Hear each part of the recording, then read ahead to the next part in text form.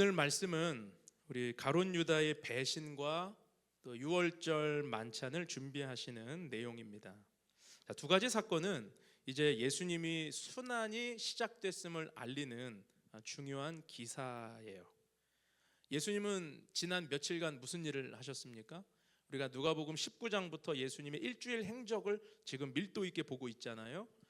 예루살렘 성에 나귀 타고 들어오셨고, 성전에 장사하는 이들을 다 내쫓으셨고, 그리고 종교 지도자들이 함정 질문을 파고 이렇게 예수님을 공격했을 때 모든 논쟁에서 예수님이 이기셨죠. 그리고 예루살렘 성이 무너질 것을 예언하시면서 마지막 때 종말에 대한 징조를 말씀을 하셨습니다. 경고하셨습니다. 그리고 예수님은 뭐라고 하셨냐면, 천지는 없어지겠으나 내 말은 없어지지 아니하리니 항상 기도하며 깨어 있으라고 말씀하셨어요. 그리고 예수님은 십자가를 앞둔 시점이었지만 흐트러짐 없이 일상을 사셨습니다. 예수님의 일상이 어땠죠? 낮에는 성전에서 가르치시고 밤에는 감람산에서 기도하셨습니다. 그렇게 목요일까지 이제 집중적으로 사명을 감당하셨고, 목요일 저녁에 성만찬을 하시고, 그리고 금요일이 되면 그날 이제 십자가에 달려 돌아가시게 돼요. 이런 일정으로 예수님의 일주일이 이어지고 있습니다. 예수님의 십자가 지실 시간이 이제 하루 앞으로 다가오신 거예요. 오늘 1절을 보시면, 유월절이라 하는 무교절이 다가오매 그러죠. 유월절이라 하는 무교절이 다가오매. 지금 이때가, 예수님이 십자가를 지실 때가 유월절 명절을 앞둔 때였다라는 것입니다. 근데 말씀이 좀 이상하죠, 표현이. 유월절이면 유월절이고 무교절이면 무교절이지, 유월절이라 하는 무교절은 또 뭐예요? 그렇지 않습니까? 유월절과 무교절은 날짜적으로 붙어있는 절기이기 때문에 유대인들은 그냥 하나의 절기처럼 생각을 합니다. 유월절은 유대력으로 1월 14일에 행했고, 무교절은 그 다음 날 15일부터 21일까지의 일주일을 지키는 게 무교절이에요. 그러니까 유월절, 그 다음에 일주일, 무교절, 이렇게 진행이 되거든요. 그런데 유월절과 무교절을 주신 하나님의 이 절기 제정이 언제 있었냐면, 출애굽기 12장에서 애굽에 내렸던 10가지 재앙 중에 마지막 재앙이 무엇입니까? 마지막 재앙. 다른 재앙은 기억 못 하셔도 돼요. 마지막 재앙, 모든 장자를 죽이는 재앙이잖아요. 그때 애굽이든 이스라엘이든 다 그 땅의 모든 장자는 죽어야 되는 겁니다. 그런데 하나님이 이스라엘 백성을 어떻게 구원하시냐면, 너희는 1년 된 어린 양을 잡아서 그 피를 집의 문설주에 바르고 그 집 안에 들어가 숨으라고 그러셨어요. 그러면 죽음의 사자가 그 어린 양의 피를 보고 넘어갈 것이다. 그래서 유월이라고 하는 말이 넘어갔다는 뜻이에요. 패스오버. 죽음의 사자가 넘어갔다. 어린 양의 피를 보고. 이 구원의 감격을 기억하고 기뻐하는 날이 유월절입니다. 그러면은 무교절은 어떤 날이냐? 유월절 날 먹어야 되는 음식 3가지가 있었습니다. 하나는 어린 양의 고기가 있었고, 또 하나는 쓴 나물을 먹어야 되고, 그리고 무교병을 먹어야 돼요. 무교병은 이 누룩을 넣지 않은 그런 과자와 같은 거예요. 우리 성찬식 할 때 여러분들이 드시는 세모난 그 맛없는 떡이 있으시죠? 과자. 어떤 분이 그러시더라고요. 목사님, 왜 우리는 카스테라로 안 해요? 여러분, 어디 가서 그런 소리 하지 마세요. 그거 과자 아니에요. 그거 무교병이에요. 그거 이스트 안 들어간, 성경적으로 우리 하는 거예요. 이스라엘 백성들이 그거 먹었다는 거예요. 맛없잖아요. 근데 그걸 일주일간 먹어야 돼요. 그게 무교절이에요. 왜 일주일간 그걸 먹으면서 어떤 의미를 담고 있냐면, 누룩이라고 하는 건 세상의 가르침을 상징합니다. 그래서 세상의 가르침을 뺀 하나님의 율법과 예배를 통해 거룩한 백성으로 살아가기 위한 몸부림이 무교절 일주일이에요. 이게 여기에 담겨있는 영적인 의미인 것입니다. 그러니까 유월절에는 어린 양의 피가 우리를 구원했다라고 하는 구원의 감격을 기뻐하는 날이라면, 무교절은 그 감격을 지키기 위해서 이스트를 뺀 떡을 먹으며 거룩한 삶을 살아가며 예배하는 것, 그게 유월절과 무교절에 담겨있는 의미입니다. 매우 중요한 의미인 것이죠. 그래서 이스라엘에게 이 유월절이라고 하는 것은 특별한 의미임과 동시에 성경을 보면 이스라엘의 중요한 국면이 전환될 때, 새로운 시대가 열릴 때마다 하나님은 유월절을 지키라고 하셨다라는 것을 발견할 수 있습니다. 먼저는 출애굽기 12장에서 그들이 애굽을 떠날 때 첫 번째 유월절을 주셨죠. 두 번째 유월절은 민수기 9장을 가면 그들이 1년 동안 시내산에서 말씀을 받고 성막을 받아요. 그리고 이제 첫 번째 행진을 하라고 하실 때 그때 두 번째 유월절을 지킵니다.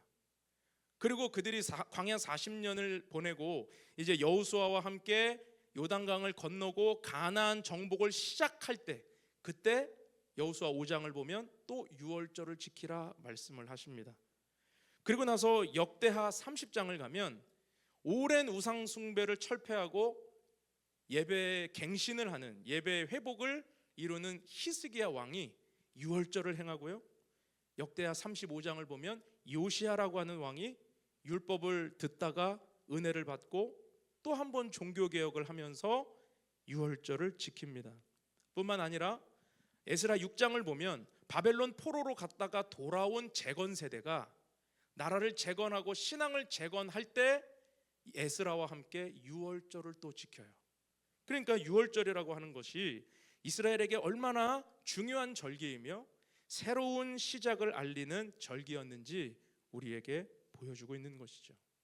오늘도 마찬가지입니다. 오늘 우리의 본문도 예수님은 새로운 시작을 앞두고 유월절을 준비하고 계십니다. 어떤 시작을 앞두고 계세요? 구약의 시대를 종료하고 새 언약의 시대를 여는 일입니다. 또 구약의 제사를 종료하고 예수님 자신이 영원한 희생 제물이 되시는 일입니다.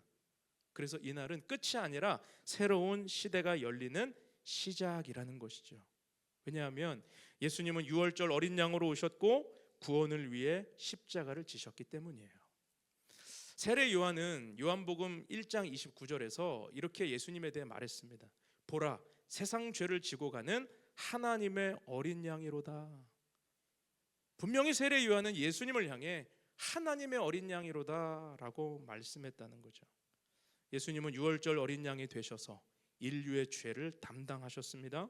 그리고 예수님은 새 언약을 이루기 위해 십자가를 지셨습니다. 이처럼 유월절은 새로운 시작을 알리는 영적인 의미를 담고 있는 것입니다. 여러분, 오늘 우리도 이곳에서 새로운 시작을 알리며 예배를 드리고 있습니다. 여러분 어떤 마음으로 예배를 드리고 계세요?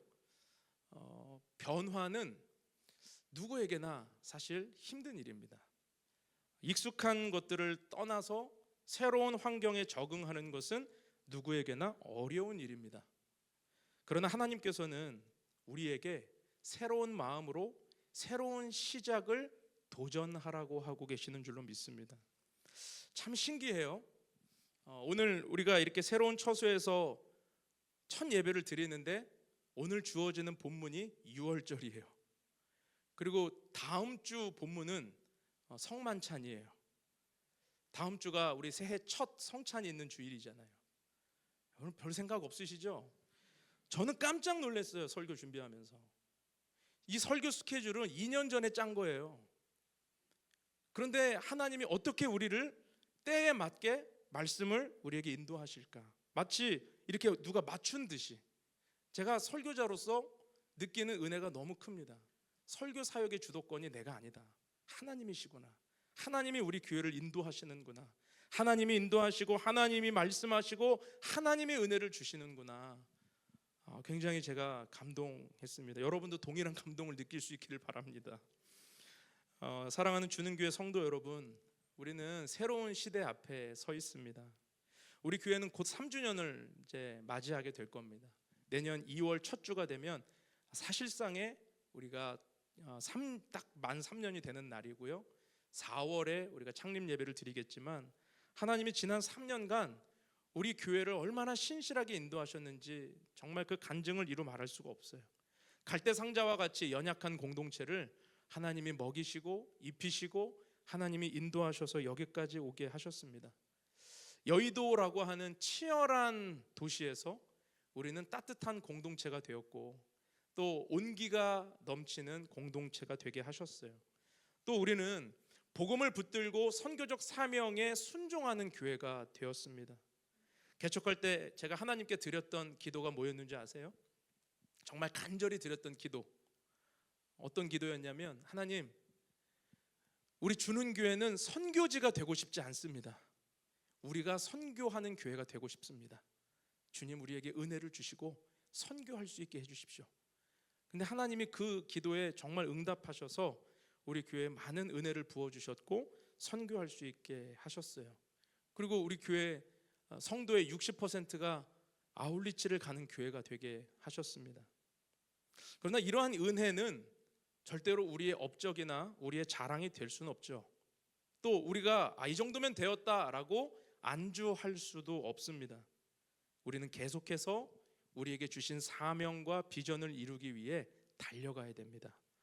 우리의 사명이 무엇입니까? 너희가 먹을 것을 주어라. 부담되는 사명이시죠. 그런데 하나님께서 우리에게 주신 그 사명을 이루기 위해서는 오늘 더 주님 안에 깨어있고 기도하고 또 우리에게 주신 비전 붙들고 나아가야 되는 것이죠. 지역이 바뀌었습니다. 장소가 달라졌습니다. 여러분 마음에 어떤 은혜가 또 기대가 되고 계십니까? 하나님이 우리에게 새로운 시작을 알리면서 이 유월절을 묵상하라 하셨는데, 이 유월절 말씀을 통해서 우리의 잊혀졌던 은혜가 다시 살아나고 또 매너리즘에 빠져 있었던 자리가 다시 힘있게 일어설 수 있는 그런 은혜가 있기를 주님의 이름으로 축원합니다. 오늘 말씀 안에서 우리 교회와 우리 개인에게 주시는 메시지를 살펴보기를 원하는데요, 첫 번째는 새로운 시작에는 은혜부터 붙들라라고 하는 것입니다. 은혜부터 붙들라. 오늘 유월절과 무교절이 이어진다고 그랬는데 여러분 이 순서를 한번 보세요. 유월절이 먼저 오고 무교절이 이어집니다. 어떤 영적인 의미가 있을까요? 어린 양의 피가 먼저라는 거예요. 은혜가 먼저라는 거예요. 구원이 먼저라는 거예요. 그리고 나서 무교절이 있는 겁니다. 받은 은혜에 감사하며 살아가는 거예요. 그런데 세상에서 많은 종교, 고등 종교들은 은혜가 먼저가 아닙니다. 내 의와 내 노력과 열심이 먼저예요. 그래야 신이 감동해서 구원도 주고 은혜도 준다고 생각합니다. 그게 세상 종교의 가르침이죠. 그런데 기독교의 핵심은 은혜가 먼저예요. 어린 양의 피가 먼저예요. 유월절이 먼저라는 것입니다. 여러분 절대로 속지 않게 되기를 바랍니다. 우리가 신앙생활 하면서 자꾸만 내 의를 세우고 내 열심과 노력으로 구원을 받을 자격을 얻는다라고 생각하는 경우가 얼마나 많은지 몰라요? 그런데 오늘 우리가 이곳에서 다시 한번 붙들어야 되는 믿음은, 나는 공로가 없어요.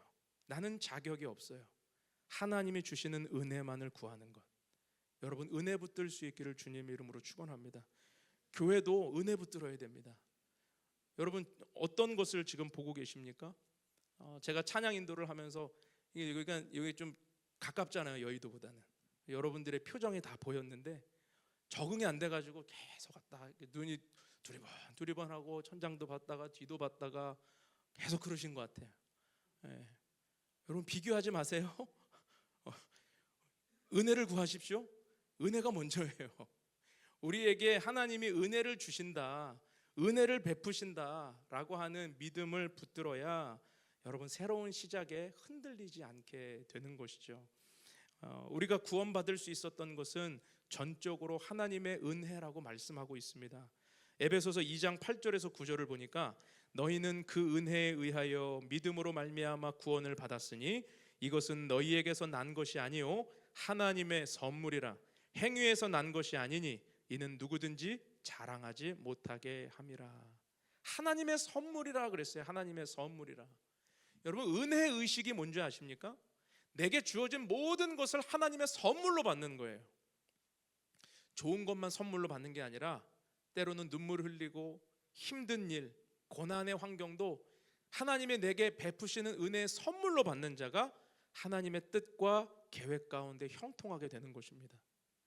저는 우리 교회에 이런 공간을 주신 하나님께 너무 감사해요. 여러분들과 한번 나눈 적이 있었는데, 교회 공간을 찾지 못해서 계속해서 날짜는 다가오고 있었을 때 정말 모든 걸 다 내려놓고 하나님께 이렇게 기도했습니다. 하나님, 어디에도 우리가 들어갈 곳이 없다면 그냥 우리 비전센터 들어가서 좁더라도 거기서 예배하겠습니다. 그리고 하나님께서 말씀하시는 공간, 우리를 환영하는 공간, 또 우리 성도님들 중에 몸이 불편하신 분들이 있기 때문에 그 분들도 편하게 드릴 수 있는 공간을 하나님이 열어주시지 않으면 그냥 우리 여기 있겠습니다 라고 기도를 했던 어느 날, 하나님이 기적적으로 여기를 만나게 하셨어요.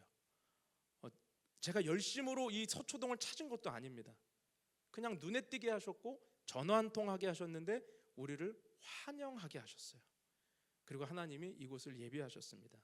적응하는 데 꽤 시간이 걸리겠죠. 그렇지만 오늘 이 새로운 시작 앞에 우리가 붙들어야 되는 건 어린 양의 피, 보혈의 능력, 구원, 하나님의 은혜인 줄로 믿습니다. 여러분, 환경으로, 상황으로 판단하지 마시고 오늘 우리가 붙들어야 되는 것이 은혜이다 라고 하는 이 본질을 붙들고 은혜 의식으로 살 수 있기를 축복합니다. 이 공간 하나님의 선물로 받으십시오. 그리고 옆에 계신 분들 하나님의 선물로 받으세요. 아멘. 옆에 계신 분들하고 한번 이렇게 인사하시죠. 당신은 하나님이 내게 주신 선물입니다. 근데 선물이요, 가끔 태무에서 온 선물도 있어요.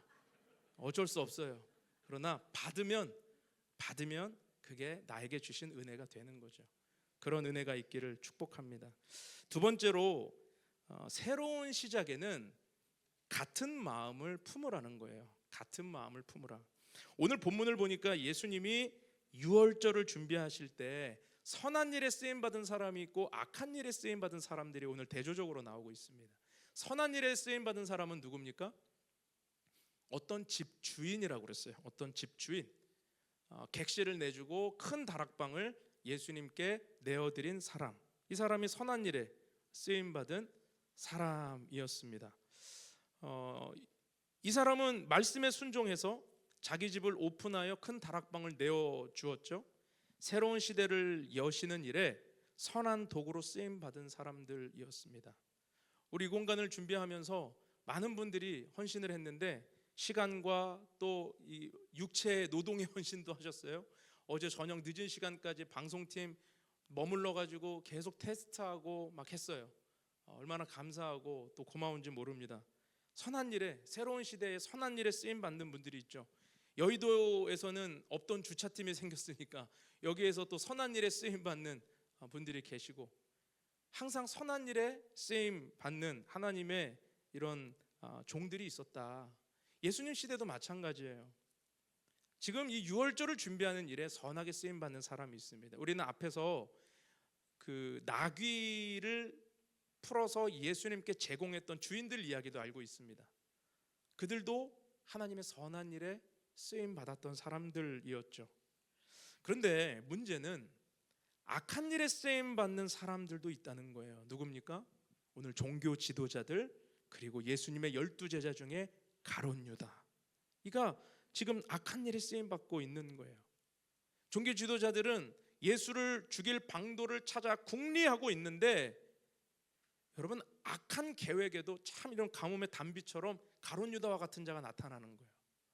여러분, 악한 자들도 자기 뜻대로 이렇게 일이 잘 되면 막 신나합니다. 종교 지도자들, 마태복음 26장 기사를 보면은 얼마나 그들의 계획이 형통하게 이루어지는지 몰라요. 가장 큰 내부자잖아요. 내부자, 예수님의 내부자 가룟 유다가 자기들을 어느 날 찾아와서 내가 우리 선생을 넘겨주려고 그러는데 나에게 뭘 줄래? 이러니까 이 종교 지도자들이 우리의 계획이 이렇게 순풍을 타고 정말 이렇게 잘 진행될 수 있다고 막 깜짝 놀래요. 이 악한 일에 쓰임 받는 자들. 그리고 가룟 유다는 사단이 틈을 타서 예수를 팔아넘길 생각으로 그들을 찾아간 것이죠. 이때 유다는 분명히 돈을 받고 돌아왔습니다. 우리 본문에는 돈을 주겠다는 약속을 받고 돌아온 것처럼 보이지만 마태복음 26장 15절을 보면 분명히 은 30을 달아서 주었다고 그랬어요. 은 30을 허리춤에 차고 예수님의 만찬 자리에 온 거예요. 근데 은 30이라고 하는 이 돈이 아주 상징적인 의미가 있습니다. 당시에 노예 한 명의 몸값이 은 30이에요. 가룟 유다는 예수님의 존재를 자기의 기대를 충족시키지 못하는 메시아라는 낙심이 들자 예수님을 노예로 취급해버린 거예요. 그냥 돈 받고 팔아넘길 존재로 예수님의 가치를 낮게 본 것이죠. 그런데 이해가 되지 않습니다. 왜 가룟 유다는 지난 3년간 예수님을 가장 지근거리에서 말씀 듣고 기적 보고 살았던 제자 중에 제자인데 왜 이 사람은 이런 형편없는 선택을 했을 뿐만 아니라 역사상으로 가장 배신의 아이콘으로 지금 이런 일을 하게 된 것입니까? 사탄에게 왜 쓰임받는 도구로 전락하게 된 것입니까? 예수님과 같은 마음을 품지 않았기 때문이에요. 예수님의 공동체와 같은 마음을 품지 않았기 때문이에요. 다른 마음을 품기 시작하니까 사단이 그 생각 속에 예수를 팔 생각을 넣었을 때 그가 실행하더라는 거죠. 우리 요한복음 13장 2절을 보겠습니다. 마귀가 벌써 시몬의 아들 가룟 유다의 마음에 예수를 팔려는 생각을 넣었더라. 여러분, 우리는 자유의지가 있는 사람들이에요. 로봇이 아니기 때문에 사단이 예수를 팔아 그러고 딱 넣는다고 움직이는 거 아닙니다. 이 말은 무슨 말이냐면 유다가 다른 마음을 품고 다른 생각을 갖고 있던 차에 사단이 툭 유혹하니까 거기에 넘어간 거예요. 마음을 빼앗긴 겁니다. 생각을 빼앗긴 것입니다. 그런데 흥미로운 건 뭐예요? 같은 공간 안에서 같은 절기를 준비하고 있었던 예수님과 가룟 유다가 전혀 다른 생각을 하고 있었다는 것이죠.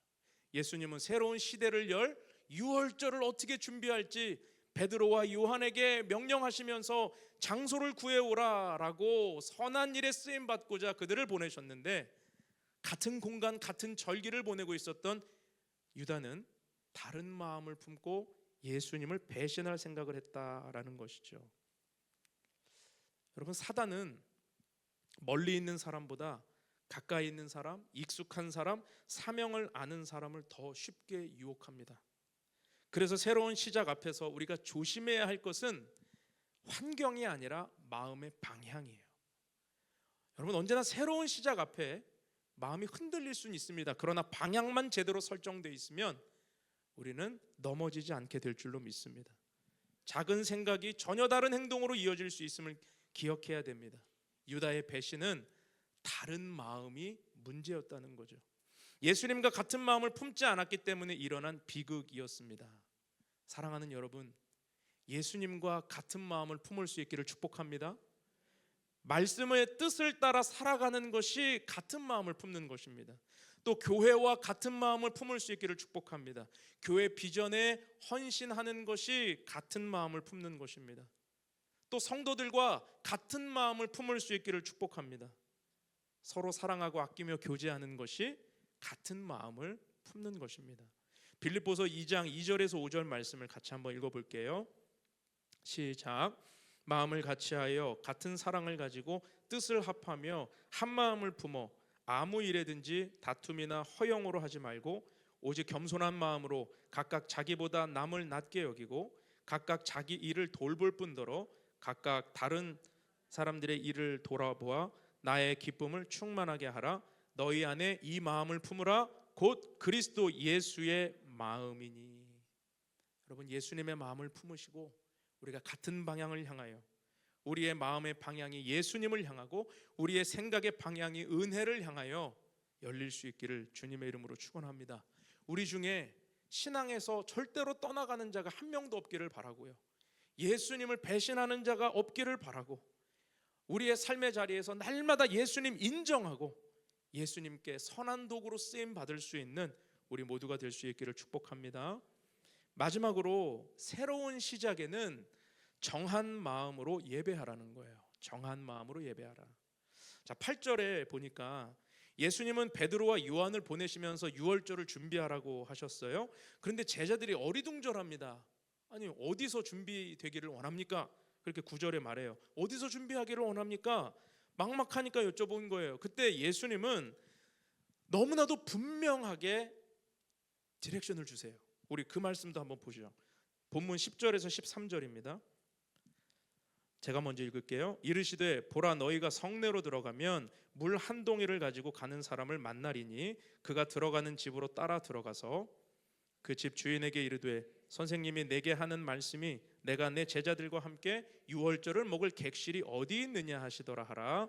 그리하면 그가 자리를 마련한 큰 다락방을 보이리니 거기서 준비하라 하시니 그들이 나가 그 하신 말씀대로 만나 유월절을 준비하니라.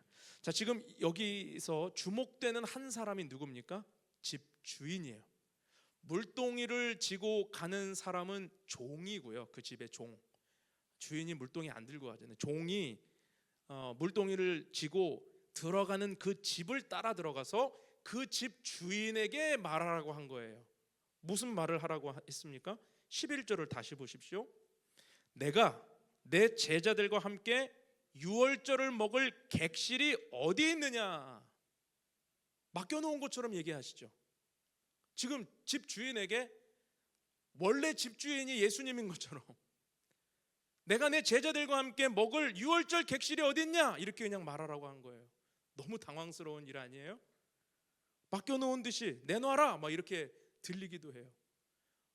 나귀를 끌어오라고 말씀하셨을 때도 제자들이 우리 그거 끌어가면 그들이 뭐라고 가만히 안 있을 텐데요. 그때 예수님 뭐라고 그러시죠? 주가 쓰시겠다 하라. 아주 명료하게. 주인이 누구라는 뜻이에요? 예수님이에요. 예수님이 지금 나귀를 끌어오라 할 때도 주가 쓰시겠다 하라. 유월절 지킬 객실이 필요할 때도 그 집 주인에게 유월절 객실이 어디 있느냐 라고 말하라고 하시는 거예요. 더 놀라운 것은 12절에 예수님이 그 사람의 반응까지도 예상을 해서 말씀을 하세요. 12절을 보십시오. 그리하면 그가 자리를 마련한 큰 다락방을 보이리니 거기서 준비하라. 여러분, 이 집 주인은 도대체 누굴까요? 도대체 누구기에 저항할 그런 것도 없이 그냥 예수님이 전한 말에 반응할 것까지 예상을 해 놓은 사람. 그는 순종할 거야. 그는 큰 객실을, 큰 다락방을 너희에게 보여줄 사람이야 라고 지금 제자들에게 그 사람을 마치 눈앞에 보는 것처럼 말씀을 하신단 말이에요. 여러분, 이 사람이 누굽니까? 정한 마음으로 순종하는 사람이에요. 정한 마음. 예수님은 우리에게 정한 마음의 헌신자가 있다라고 말씀을 하고 계시는 것입니다. 정한 마음. 여러분, 정한 마음의 헌신은 주님이 가장 기뻐하시는 헌신이에요. 예수님은 이 집 주인에 대해서 알고 계십니다. 그는 순종할 것이다. 그는 자신의 큰 다락방을 내어놓을 것이다. 너희는 그를 만나거든 내 말을 전하라. 그리고 정말 이 예수님의 말씀처럼 이 집 주인은 헌신하며 제공해 드렸다라는 것이죠. 여기서 우리가 보아야 할 것은 정한 마음이에요. 여러분, 정한 마음이라는 게 무엇입니까? 주님께 나의 모든 것을 드립니다. 내 마음을 결정하는 거예요. 주님이 나의 주인이시라고 하는 마음을 결정하는 거예요. 결정. 여러분, 결정한 사람은 흔들리지 않아요. 결정한 사람은 넘어지지 않아요. 결정한 사람은 헷갈리지 않아요. 주께서 쓰신다 하면 언제든지 네 주님, 나는 주님께 마음을 결정한 사람이기 때문에 주님이 쓰시겠다 하면 언제든지 드립니다. 이게 정한 마음이에요. 여러분, 유월절 정신은요, 정한 마음으로 예배를 드리는 것입니다. 정한 마음. 왠지 아세요?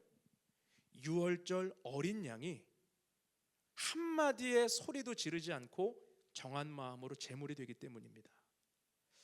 이사야 53장을 보면 유월절 어린 양이 도수장에 끌려갈 때 한마디도 입에서 소리를 지르지 않는 순한 양이었다라는 기록이 나와요. 예수님에 대한 말씀이죠. 왜요? 예수님이 십자가를 정한 마음으로 지셨거든요. 저항하거나 불순종하거나 소리 지르거나 자신의 능력을 동원해서 십자가를 거부하지 않으셨습니다. 예수님은 정한 마음으로 희생제물이 되셨어요. 그래서 유월절에 이 예배를 드리는 자들은 정한 마음으로 주님께 헌신해야 한다라는 것을 우리에게 보여주고 있습니다. 우리 이사야 53장 7절 말씀 같이 한번 읽어보겠습니다. 시작. 그가 곤욕을 당하여 괴로울 때에도 그의 입을 열지 아니하였으며 마치 도수장으로 끌려가는 어린 양과 털 깎는 자 앞에서 잠잠한 양같이 그의 입을 열지 아니하였도다. 여러분, 정한 마음으로 주님께 예배할 수 있기를 축복합니다. 주님이 우리를 부르실 때 기쁨으로 순종할 수 있기를 바랍니다. 예수님은 오늘 우리에게 물어보실 거예요. 유월절 객실이 어디에 있느냐? 영우가, 네 마음의 빈방에 내가 들어갈 자리가 있느냐? 유월절 객실이 어디에 있느냐? 우리에게 물어보실 거예요. 그럴 때 여러분, 마음이 정해진 사람은 네 주님 오시옵소서, 주님께 드립니다. 주님, 나의 마음에 오시옵소서, 주님을 예배합니다. 주님은 나의 주인이십니다 라고 고백할 수 있을 거예요. 그런데 정한 마음이 없는 사람은, 마음이 결정되지 않은 사람은 주님, 빈방 없습니다. 내어드릴 큰 다락방도 없습니다. 잘못 찾아오셨습니다. 거부하지 않겠습니까? 여러분, 주님이 오늘 우리의 삶에 새로운 영적인 유월절을 시작하기 원하실 때, 여러분 마음 가운데 빈방을 노크하시고 두드리실 때 헌신할 수 있기를 주님의 이름으로 축원합니다. 오 주여, 나의 마음이 주께로 정해졌으니 나는 주 찬양하리라. 깨어라 나의 영혼아, 비파와 수금 들어라. 이 새벽에 내가 찬양하리라. 새벽에, 여러분, 내일부터 우리 특별 새벽 예배가 시작됩니다. 마음을 아직 못 정하셨나요? 정하세요. 마음을 정하면 2주가 완주할 수 있는 은혜로 풍성할 거예요. 마음을 정하고 특별 새벽 예배에 덤벼들면 무조건 완주하게 되어 있습니다. 드라마 혹시 보십니까? 옛날 드라마인데 낭만 닥터 김사부. 낭만 닥터 김사부가 그러더라고요. 포기하는 순간 그 핑계를 찾고 할 수 있다 생각하면 방법을 찾는다. 특별 새벽 예배, 여러분 연말 연초에 여러분의 영이 깨어날 기회로 붙드시기 바랍니다. 마음을 정하십시오. 그리고 오늘 이 공간에 오셔서 이제 서초동 힘들겠다, 혹시 흔들리는 분 계시면 마음을 정하십시오. 하나님께서 우리 공동체에 제2의 시대를 여시는, 새로운 시대를 여시는 이 서초 시대에 하나님께서 나를 어떻게 쓰실까?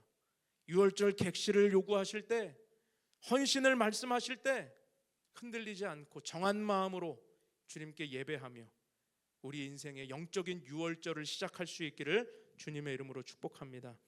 유월절은 끝이 아니라 시작입니다. 새로운 시작에는 은혜부터 붙드십시오. 같은 마음을 품으십시오. 그리고 정한 마음으로 예배하십시오. 그때 하나님께서 우리 가정과 교회에 새 일을 행하시고 2026년 하나님께서 은혜의 대로를, 시온의 대로를 열어주실 줄 믿습니다. 그런 은혜가 있기를 축복합니다. 함께 기도하겠습니다. 거룩하고 존귀하신 사랑의 하나님 아버지, 오늘 예수님이 유월절을 준비하시며 제자들과 나누었던 말씀, 그리고 가룟 유다의 배신을 보면서 우리에게 새로운 도전과 시작이 얼마나 중요한지를 묵상하게 하시니 감사합니다. 언제나 이스라엘의 영적인 변화와 새로운 시대가 시작될 때 유월절을 지키게 하셨는데, 오늘 주는 교회 우리 현실도 새로운 시대, 새로운 시작을 알리는 의미로 또 우리에게 영적 유월절이 되고 있습니다. 하나님, 두려워하지 않게 하시고 하나님께서 주시는 믿음을 붙들고 주님과 동행하며 달려갈 수 있게 하여 주시옵소서. 하나님, 우리 교회가 더욱더 크신 주님을 바라보며 은혜를 경험하기를 원합니다. 은혜를 붙들게 하여 주옵시고 같은 마음을 품게 하여 주옵시고 정한 마음으로 주께 헌신할 수 있게 하여 주옵소서. 하나님, 내일부터 특별 새벽 예배가 시작이 됩니다. 우리의 마음을 주님께 정하게 하시고 우리 연말 연초에 그 어떤 스케줄보다 우리가 기도하기를, 정말 주님의 은혜가 아니면 2026년도도 버틸 수 없습니다, 살 수 없습니다라는 믿음의 각오로 우리가 새벽을 깨워서 새벽에 역사하시는 주님을 경험할 수 있게 하여 주시옵소서. 교회가 새로운 시즌에 접어들었습니다. 우리의 힘으로 여기까지 온 적 없습니다. 다 하나님의 은혜였고 하나님의 선물이었습니다. 서초동 이 성전도 이 지역도 하나님이 우리에게 주신 선물임을 믿습니다. 선물을 감사히 받고 주님을 신뢰하며 한 걸음 한 걸음 걸어갈 때 하나님의 뜻이 이루어지고 주님의 놀라운 그 비전이 성취되는 것을 보게 하여 주옵소서. 우리 사랑하는 성도님들의 삶에 늘 힘과 능력 더하셔서 위로하셔서 지치고 힘든 순간에도 하나님이 함께 계신다, 하나님이 나에게 말씀하신다, 하나님은 영원히 동행하신다, 이 믿음 붙들고 걸어갈 수 있는 우리 주는교회 모든 성도들이 되도록 축복하여 주시옵소서. 감사를 드리며 예수님의 이름으로 기도하옵나이다.